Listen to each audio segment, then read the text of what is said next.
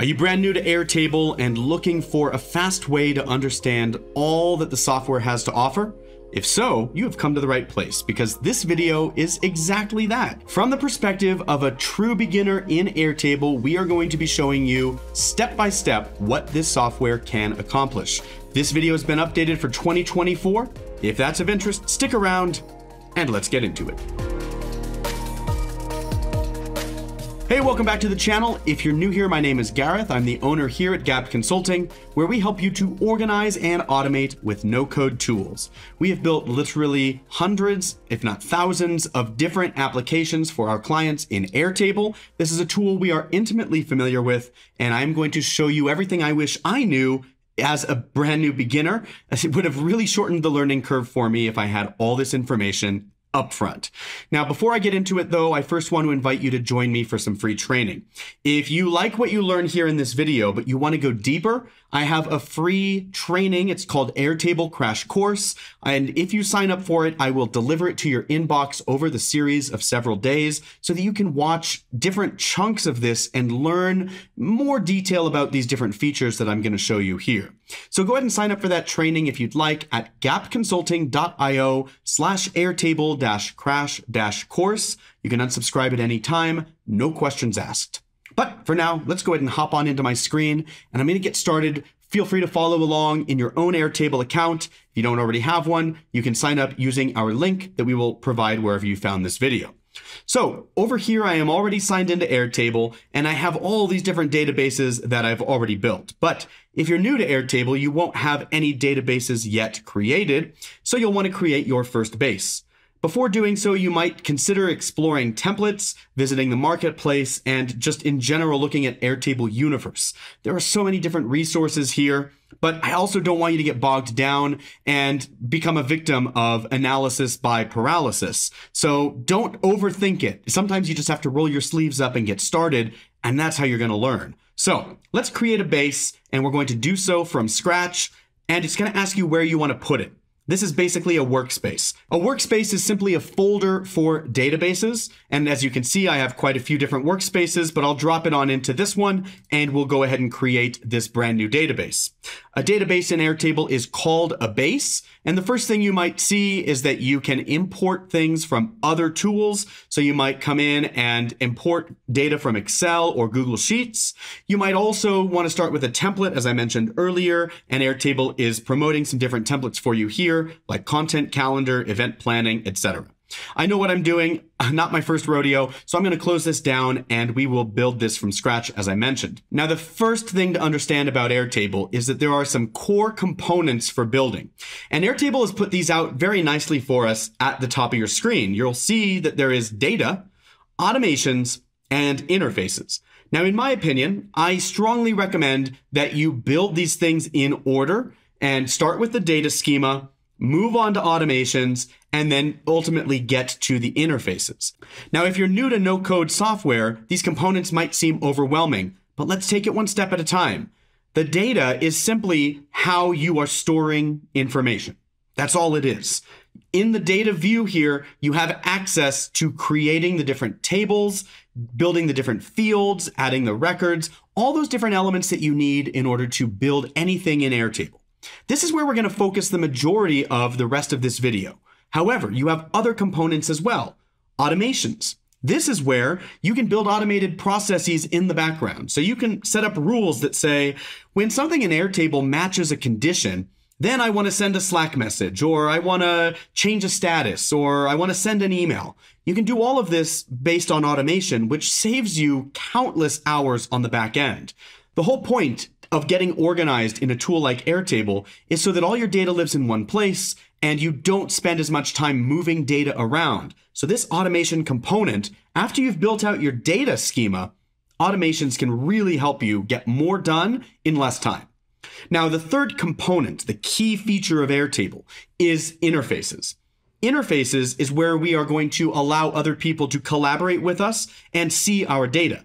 So many people, most people, in fact, don't like looking at rows and columns. They don't want to see spreadsheets and databases all day long. That's why interfaces are so powerful. You can give people access to an interface and reduce the amount of stuff they see. You can build an interface and say, I only want you, team member, to see records that are assigned to you. I only want you to see stuff that's in a certain date range. I only want you to focus on the work in front of you.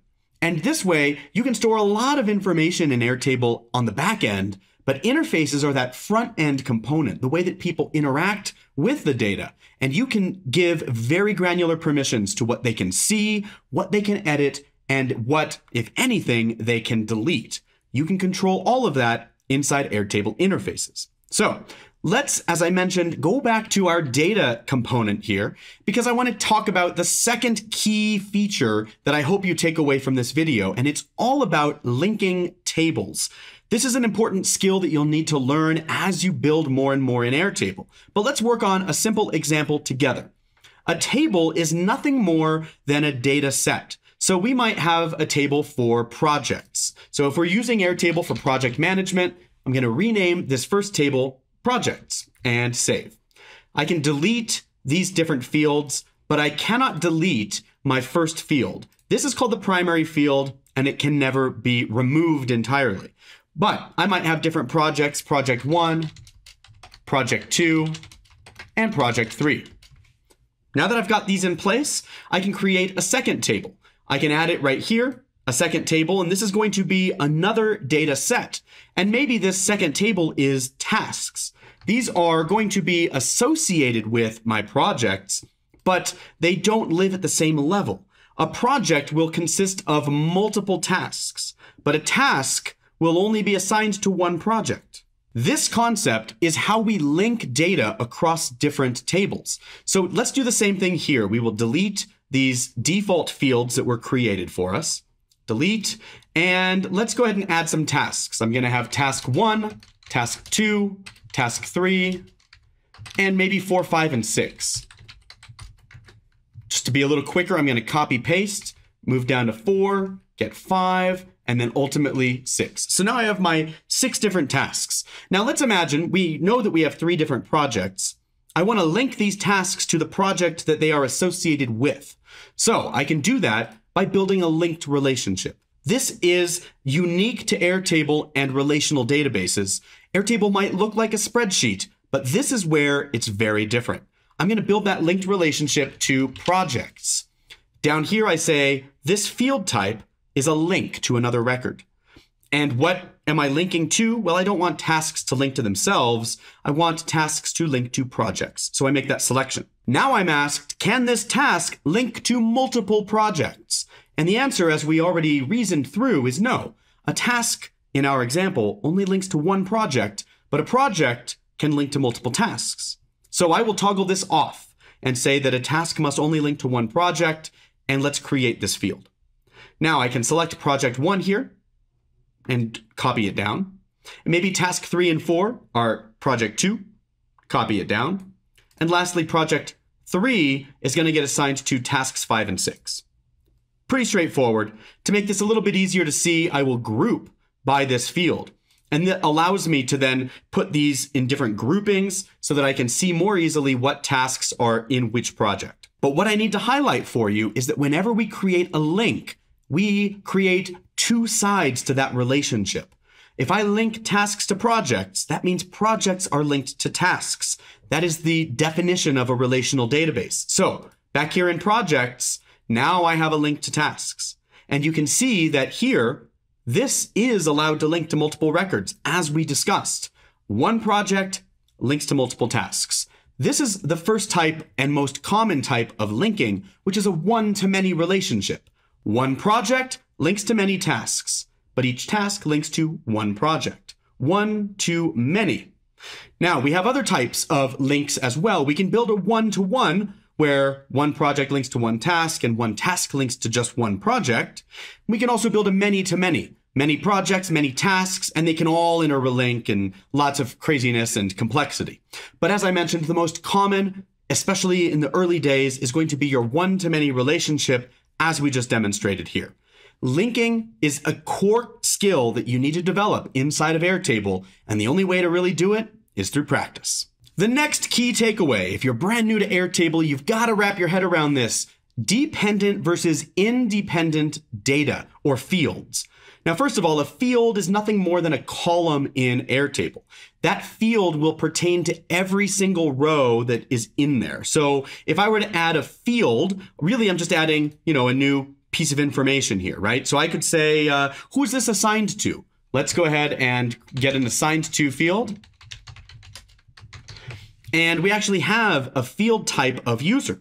These are the different people inside of our organization who have access to actually see or interact with this data. And so right here, because I'm doing a sample, I'm only going to find my own profile here by linking down here. But if I had deployed this solution across my team or to one of our clients, I would see many, many different users that I could bring in here. Now, for our purposes, I'll just link to myself. Let's go ahead and copy and paste this all the way down.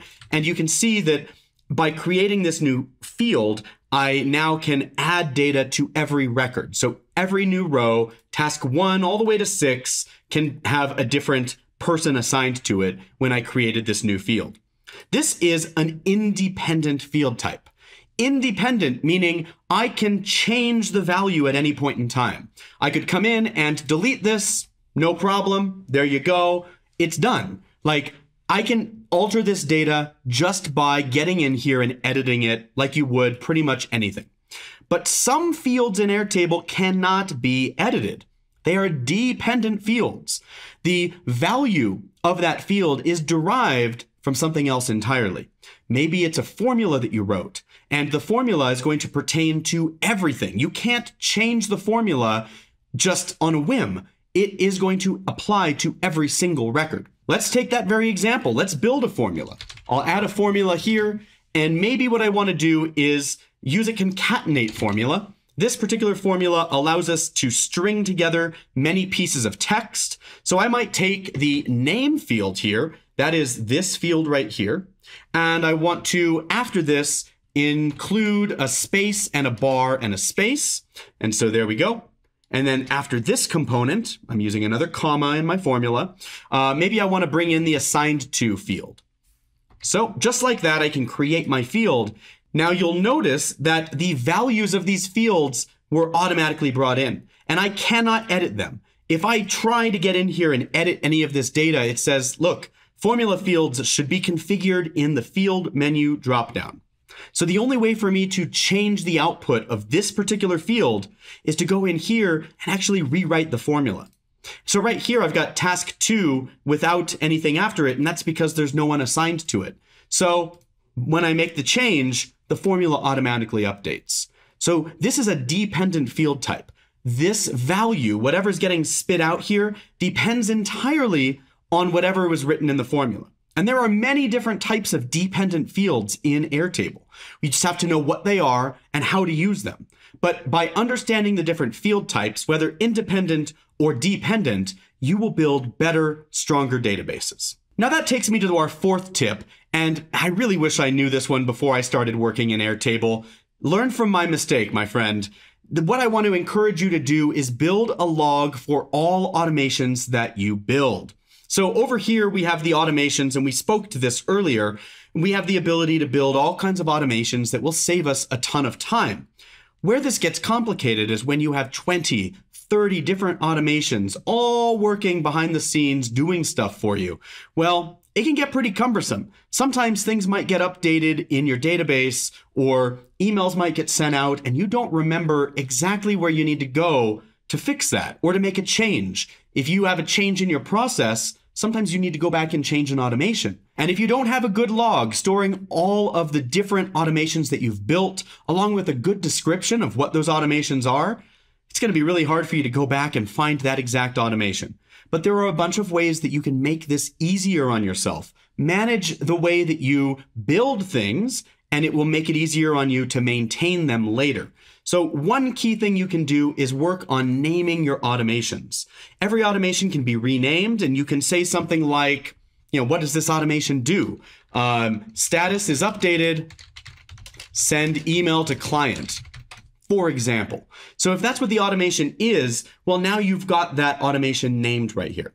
Now, the second thing you can do to keep your automations more organized is to create sections for your automations. So I like to create sections based on a process. So if I have a sales process, for example, I will create my sales section, and then you can drag your different automations into that section. Now you can collapse the section. Right now I only have one automation, so it stayed highlighted here. But if you have 20 or 30 automations, you can just collapse the different sections, and that allows you to find them much more quickly. But the third and final way that you can stay more organized is to actually build in your data itself a table specifically for automations. So you can do something like this. Just call it automations. Let's go ahead and delete all these default fields, and you can bring in the name of each automation. So let's go ahead and copy this and go back to our data and paste it. So this is our first automation that we have.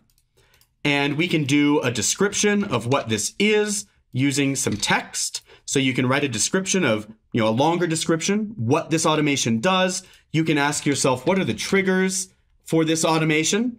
And go ahead and put those in. That way you can search through this data more quickly. What are the actions for this automation? Again, if you're not familiar with no-code automation, strongly recommend watching a lot of the automation videos that we've done on this very channel. Get up to speed and start learning these skills.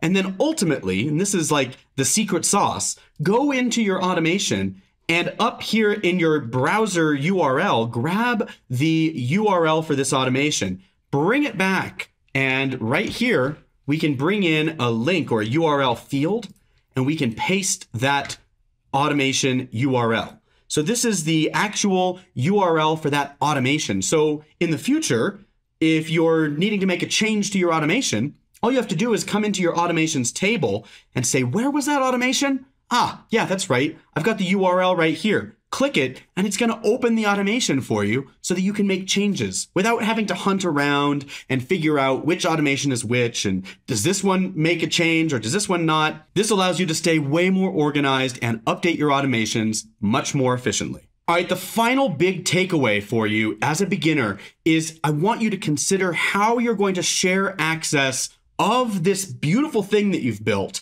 How do you share it with other people on your team so that you can all work more effectively and collaborate better? So here's what I wish I knew when I first started in Airtable.